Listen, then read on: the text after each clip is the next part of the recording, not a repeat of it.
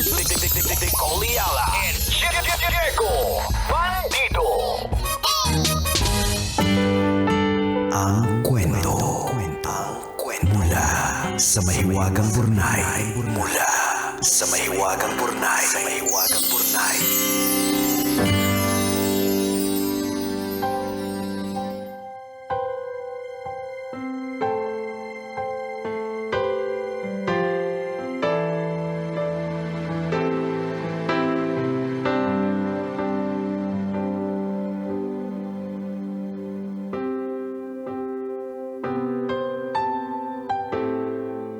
Dear kumikinang na tambalang Nicole Yala at Diego Bandido. Itago niyo na lang po ako sa pangalang Bob, 25 years old at kasalukuyang nagtatrabaho dito sa Guadalupe. Kontento na po akong makinig sa inyo pero napasulat ako kasi naiinis at naguguluhan po ako. Baka po sakaling kapag narinig ko yung opinyon ninyo, maliwanagan po ako. Ganito po kasi, medyo may kalakihan po ako. Kung alam nyo po yung sumo wrestler, malapit-lapit na po ako doon. Kaya naman po kapag sumasakay ako ng jeep o tricycle, sanay ako na pang 2 tao yung binabayad ko. Kamakailan lang dinalaw ko po yung parents ko sa Nueva Ecija. 4 na oras din po ang biyahe kapag bus. Hindi po biro ang ganitong kahabang pag-upo para sa tulad kong madaling mangalay at sumakit ang likod at tuhod kapag masikip ang upuan. Kaya naman po bago umandar ang bus, nagpasya po akong bayaran ang bakanting upuang katabi ko. Gusto ko po kasing masiguro na makakaupo ako na maayos at hindi din magiging sagabal sa iba. Alam ko po sa sarili ko na kapag pinilit kong ipagsiksikan ang katawan ko sa iisang upuan, ako rin ang mahihirapan at posibleng masiksik din yung katabi ko. Sa isip ko, mas maayos na solusyon ang magbayad ng dagdag kesa mahirapan at makadagdag sa abala ng kapwa pasahero. Habang tumatagal po yung biyahe, unti-unting napupuno ang bus. Parami ng parami ang sumasakay hanggang sa dumating sa puntong may mga nakatayo na. Doon ko naramdaman ang bigat na mga matang nakatingin sa akin. May ilan na halatang naiinis, may mga nagbubulungan at may mga nagpaparinig. Sayang daw yung isang bakanting upuan sa tabi ko. Kahit wala naman pong direktang kumukompronta sa akin, ramdam ko ang tensyon at panghuhusga sa paligid ko na para bang ang sama-sama kong tao. Habang nakaupo ako, tahimik kong tinimbang ang sitwasyon. Naisip ko kung may mali ba akong nagawa. Nagbayad naman ako ng tama para sa 2 upuan. Hindi ko naman inagaw ang pwesto ng iba. Gusto ko lang namang maging komportable at hindi makaabala. Ngunit sa kabilang banda, nakita ko rin naman ang hirap ng mga nakatayong pasahero na tumatagak-tak ang pawis, pagod na pagod at nadidismaya sa mahabang biyahe. Tambalang kumikinang mali po ba ang ginawa ko bilang pasahero na deadmahin yung mga nakatayo? Dapat po ba sinakripisyo ko ang sariling kalagayan at nagpaupo na lamang? Hanggang saan po ba ang hangganan ng konsiderasyon sa kapwa at ng karapatang gamitin ang ginhawang binayaran ko naman? Maraming salamat po sa pagbibigay pansin sa sulat ko at sa patuloy na pagbibigay saya sa aming nakatutok sa programa ninyo. Ang inyong kumikinang na tagapakinig, Bob.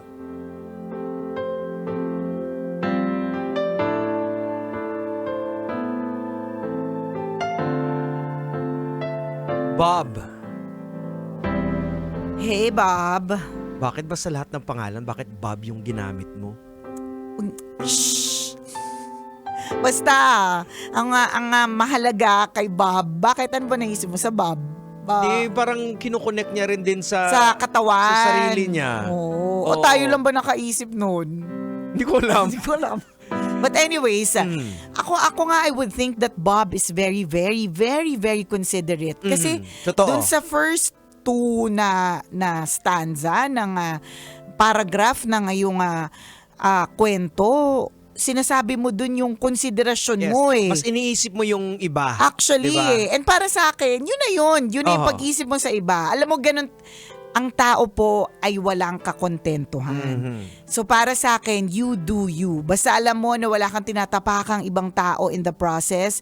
Kung ano yung sa tingin mo tama na alam mong hindi nakakatapak talaga, just do it. Mhm. At wag mo nang, kasi kung lagi mong iisipin yung kapakanan ng bawat isa, Mhm. na whether binigay mo yung seat or hindi ay may sasabihin. Kasi kahit naman may pinaupo ka, may sasabihin pa rin yan, sure ako. Ang sasabihin Oo. yan, ang Sikip. sikip naman, hindi komportable, Oho. sana tumayo na lang ako. Oho. O kaya, balingkinitan lang naman yung kasya dito sa espasyong to. Mhm. Diba? Ganun naman eh. Pag masyado ka mabait, sasabihin, uto-uto, parang tanga, bait-bait masyado. Ayan, lagi naluloko, lagi na sa scam. Pag if you speak your mind naman, grabe naman, masyado siyang taklesa. Oho. Diba? So you do you. Ayan. Pero Bob, we really appreciate yung kanyang klaseng ugali. Correct. Na you're Very not just considerate eh. thinking of yourself, di ba? Default kasi natin yan, usually lahat iniisip natin palagi yung sarili natin. Pero ikaw mas iniisip mo yung iba. Pero siguro gusto ko ring pagtuunan mo ng pansin itong revelation na to, itong experience mo na to na you have to do something about yourself. Na pwedeng Kasi isa pwedeng itong... maging health risk din para sa'yo eh. Oo, Diba? isang eye-opener. Natatandaan ko nga yung sinabi na isang kakilala kong doktor na mas marami pong sakit ang kaakibat kapag ka nandun ka sa heavier side Oho. versus yung mga nasa hindi heavy side. Yes. Kasi doon na nagsisimula ang lahat. Hindi Mm. man madali pero it's something to think about. Oho. 'Di ba na hanggang sa dulo ba ng aking buhay, ang aking weight ay magiging Correct. sumo wrestler. Although hindi to madali Oo. sinasabi ko sa iyo, Bob, kami nga ni Diego hindi namin mabalik-balik yung Correct. yung ako I cannot even go back to my pre-pregnancy weight. Hindi walay, Hanggang 'di ba? picture na lang kami. Hanggang throwback na lang ang kapayatan. At least may ebidensya ng Oo. kapayatan. So, hindi talaga siya madali. Oo. But, hindi siya madali, but with the proper guidance Correct. ng medical professionals, it can be done. Ayan, hindi naman kinakailangan talaga magpa-six-pack sa abs ka, Bob. It's more on dapat conscious ka lang siguro sa katawan natin. Maging kami kasi may mga health conditions na rin din kami. Hindi kami pwedeng masyadong kaya titingnan mo yung kinakain mo, kahit papaano aware ka na rin din. Mga ganon. Tsaka Oo. alam mo, ang kagandahan sa world natin, Bob, sobrang high-tech na. Ang dami ng mga teknolohiya na talagang makakatulong para maging mas healthy ka, mas fit. You just have to make sure na yung mga pupuntahan mo ay talagang legit. Kasi marami pong, sabi ko nga sa'yo, yung kwento ko nung isang araw, nakita ko na lang na yung isang fina-follow ko na account sa social media, ang binibenta niya talaga ay rubber shoes. Sneakers talaga yung binibenta niya. Nagulat ako isang araw, meron siyang now available. Papayat ka na, ang caption niya, papayat ka na ngayon 2026, now available. Tapos tiningnan ko yung photo. Tapos yung photo may may mga vial, tsaka may mga syringe nakalagay sa box. Alam mo yung box na pangregalo? Yung parang hindi ito mukhang professional yung but ibig sabihin, maging careful lang din tayo kasi baka mamaya hindi siya FDA approved. Correct. Baka naman nag-work siya sa kaibigan mo na walang comorbidity. Ayan. Kaya hindi siya nagka-problema. So para sa iyo na parang sumo wrestler levels, ang best niyan is for you to consult with a medical professional talaga. Huwag kang basta-bastang pupunta sa kung saan-saan na, mura to, nakakapayat daw, meron lang i-inject. O kaya ipa-inject lang sa kakilala. Hindi po ganun. Saka kasi alam ko parang may classification yung yung mga fats sa katawan natin. Like for example, yung legit na mga sumo wrestler, hindi lang basta talaga fat yan kasi may training yan sila May mga ganon. So may muscles yan na cover ng fats. So meron din naman talaga na all the way fats lang talaga. Yun ang medyo delikado kasi yung mga ugat-ugat natin. May yung, mga ganun. So, yung puso kailangan may guidance. Oo, may professional guidance talaga. Correct. Kasi minsan may mga, alam natin yung mga galawang illegal, di ba? Oo. Minsan may mga maririnig kang ganun na, ay dito ka na lang kumuha, mas mura. Dito naman talaga kumukuha yung mga doktor kaya lang Oo. naman nagmamahal kasi nasa clinic na, Tama. ganyan. Tsaka syempre may doktor. Oo. Aba, dapat lang may doktor. Kasi di ba, hindi ba't mga kabisyo kapag ewan ko, sa mga girls ganito, magkamali lang po tayo ng, let's say, makeup na i-apply sa face natin na Ayan, hindi oo. parehas ng skin quality natin. Topical lang po, ibig sabihin sa ibabaw ng mukha o sa Oo. ibabaw ng kutis nilalagay. Hindi ba pwede tayo magkaroon ng butlig-butlig, buni-an-an, hadhad at mga skin problems? Oo. Ibabaw ng balat yun. What more, yung ipapasok mo, Ayan. i-inject mo sa loob ng katawan mo. Correct. Mas delikado. O kasi Oo. iba-iba naman kasi yung ano ng katawan natin Kung Tama. paano compose tayo, merong iba na halimbawa, pag in-inject effective, parang ikaw may magkakaroon ng side effect Correct. na hindi maganda, lalong-lalo na yung heart natin baka maapektuhan possible. Totoo. So may ganyan.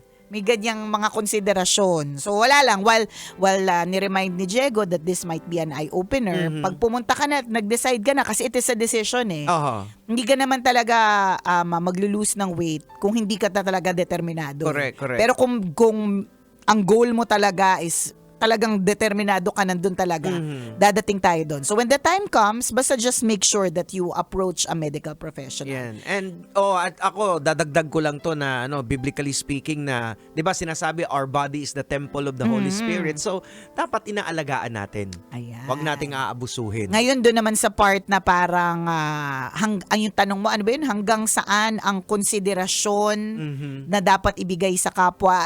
Ako para sa akin, of course, ano naman tayo, we are born to help other people. Also, dapat sana makatulong tayo, yung mapagaan din natin yung buhay ng iba. And pero wag naman to the point na aabusuhin tayo. May extent yan na kung magkakasala ka na dahil sa sobrang bait mo. Oo. 'Di ba? So Ano ka better, lang, stop mo na. Oo, kalmahan mo lang. Oo. So hanggat sa puso mo, masaya yung puso Oo. mo na kinikonsider mo yung iba. Yun na lang. yun, hindi mo kailangang i-consider ang feelings ng lahat. Oo. Kunyari, in this particular case na kunento mo, sa lahat ng mga nagpaparinig sa bus. Kasi lahat ng mga yan, may mga kanya-kanya po yung mga, iba-iba ang mga concerns Oo. yan sa buhay. Subukan mo lang i-please ang lahat ng tao na kung mamamatay ka in 3, 2, 1. Mabilis na makamatay yung stress para Oo. i-please ang lahat because you Totoo. really cannot please everyone. Correct. Kahit na yung pinakamabait, Hindi, kahit nga binibigay mo na lahat-lahat, may masasabi pa rin. meron. Diba? Meron sasabihin at meron sasabihin. Oh. Diba? Yeah. Simple na nga lang, inimbita ka sa kasal. Oo. Wala ka na nga regalo. Pumunta ka pa, nagbitbit ka pa ng kasama. Correct. Pero hinamak mo yung lumpia. Oo. Ano sinabi mo tungkol dun sa lumpia? Ano ba to? Lumpia ba to? O Oo. Shanghai ba to? O togi? Ang lalaki ng balot, diba? Sabihin mo, ay, sa lahat ng mga handa nyo, yung nagustuhan ko, ang pasado lang sa akin, yung kaldereta. Diba? Pwede pa balot. Ay, diba? Nakakayamot. Nilait yung lahat. Nilait ang lahat, pero nagbalot. So, meron at merong sasabihin. Kaya babalik ako sa you do you. Basta alam mo sa sarili mo. Actually, sa totoo lang, sa ginawa ni Bob, medyo he's also thinking of himself. Aha. Yun naman kasi talaga yung unang ginagawa talaga natin. Sarili natin. Paano tayo magiging komportable. Kaya mo naman ginawa yun. Para maging komportable ka, hindi ka mangalay pa uwi na Nueva Ecija na ilang oras, ganyan. Secondary yung konsiderasyon na, kasi nga naman, maliit lang naman din yung espasyo kapag ka, 'di ba, may iba pang sumingit. Oo. Hayaan mo na lang sila. Correct. Tsaka sa totoo naman, binayaran mo naman talaga. Oo, bayad Bayad mo ka naman. yun So, eh. hindi ka dapat maging guilty dun. Kasi binayaran mo naman talaga siya. Correct. For your comfort din, Oo. at the same time, para wala din sila masabi na bayad ko to. Hindi ako nag-occupy ng another seat. Tama. So, yun. So, ganun talaga, Bob. Kahit saan tayo pumunta, overweight ka man o hindi, ang tao. Nicole Yala na lang, di ba? Daming... Anong pinagsasabi dito ng mga ibang tao sa kanya? Di ba, pag gawan mo na ng maayos lahat-lahat, Ganun Ay, talaga nako. yung mundo natin. Meron nga ako na-meet one time influencer. Sabi niya sa akin, mabait ka pala. Sabi ko, okay. Kasi sabi nila, hindi ka mabait. Oh. Yung mga nakarating sa akin, di ba?